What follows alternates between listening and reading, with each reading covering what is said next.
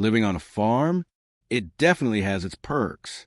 Nobody's breathing down your neck about how tall your grass is, or whether your mailbox matches some imaginary, picture-perfect community aesthetic.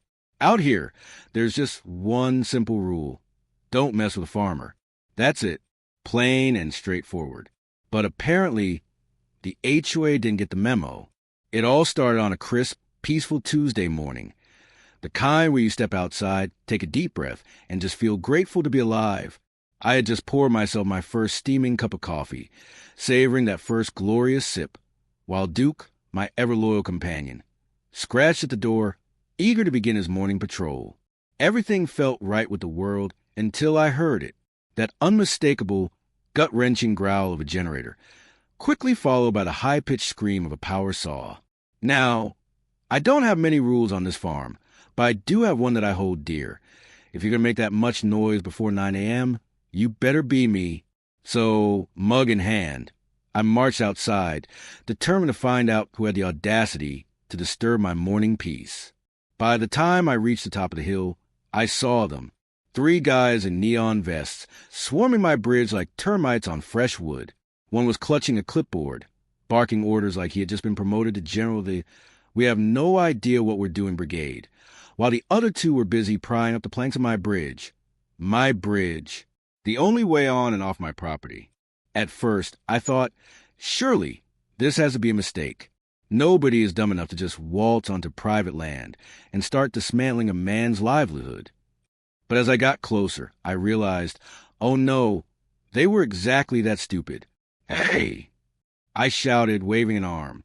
"What the hell do you think you're doing to my bridge?" Clipboard guy looked up, and I swear, the smug grin on his face made me want to throw my coffee straight at him. "Good morning, sir," he called out, his tone sickeningly polite, like he was greeting customers at the DMV. "We're here on behalf of the HOA, just addressing a safety concern." I stopped dead in my tracks. My brain needed a second to process what I had just heard. The HOA? On my land? I'd lived here for 10 years, and the nearest HOA was a solid 5 miles away. The only safety concern around here was whether or not I'd twist my ankle laughing at their sheer audacity. "Let me get this straight," I said, stepping closer. "You're tearing down my bridge because the HOA told you to?" "That's correct," Clipboard guy replied without even blinking. "This structure doesn't meet community standards. It's a liability." "Oh, a liability, is it?" I scoffed, shaking my head. "That's rich." Coming from the guy standing on my private property with a power saw. "Listen," I said, my voice steady but sharp enough to make the 2 workers pause. "This is private land. You have no business here. So pack up your tools and leave before I call the sheriff."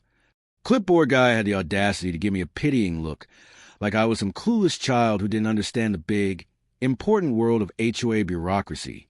"Sir," he said, flipping through his papers, "the HOA has authority over this entire area. We're just doing our job."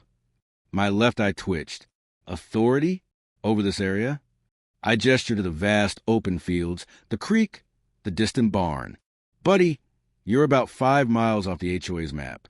So unless you've got a magic wand that rewrites property lines, you're trespassing."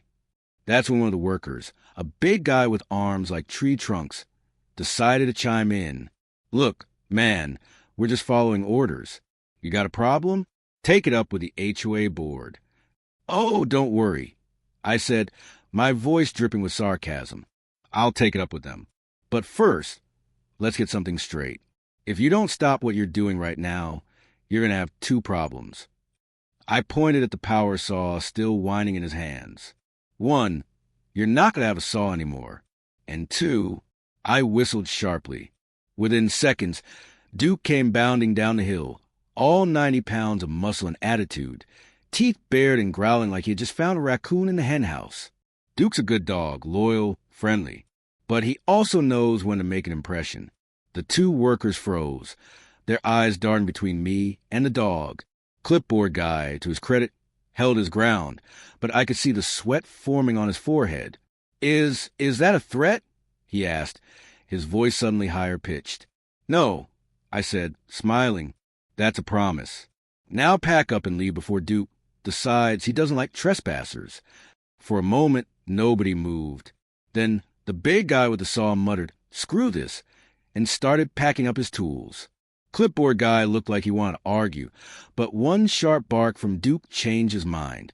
Within minutes, they were gone, leaving behind half-dismantled planks and a mess of splinters. As their truck disappeared down the road, I stood by the bridge, Duke at my side, surveying the damage. "Well, boy," I muttered, scratching his ears. "Looks like the HOA just made their first mistake." Duke wagged his tail, but I could tell he was thinking the same thing I was. If they thought they were getting away with this, oh, they were sorely mistaken.